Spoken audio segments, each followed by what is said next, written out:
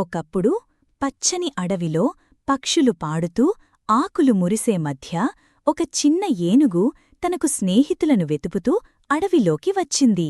మొదటగా అది ఒక చెట్టుమీద ఊగుతూ ఉన్న కోతిని చూసింది. హాయ్ కోతీ, నీవు నా స్నేహితుడవుతావా అన్నది ఏనుగు. కోతి నవ్వుతూ చెప్పింది, నీవు చాలా పెద్దవాడివి, నాలాగ చెట్లమీద ఊగలేవు.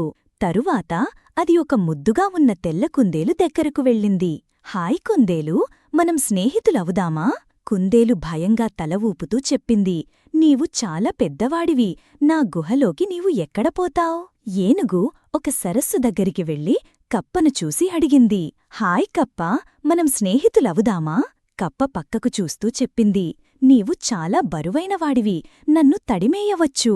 ఆ సమయంలో అడవి మొత్తం ప్రాణులతో నిండిపోయింది. అవి అన్నీ పరుగులు తీస్తూ ఉండగా ఒక జింక కేకలు వేస్తూ చెప్పింది, పరిగెత్తండి, పులి వచ్చేస్తోంది. ధైర్యంగా ఏనుగు ముందుకు వచ్చి తన సూండిని పైకి లేపి గొంతెత్తి అరచింది, నువ్వు నా స్నేహితులను బాధించకూడదు అని పులిని హెచ్చరించింది.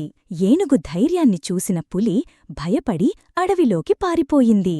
అన్ని జంతువులు బయటకు వచ్చి ఏనుగును చుట్టుముట్టాయి. మేము తప్పు చేశాం అని కోతి అన్నది, నీవే నిజమైన స్నేహితుడు.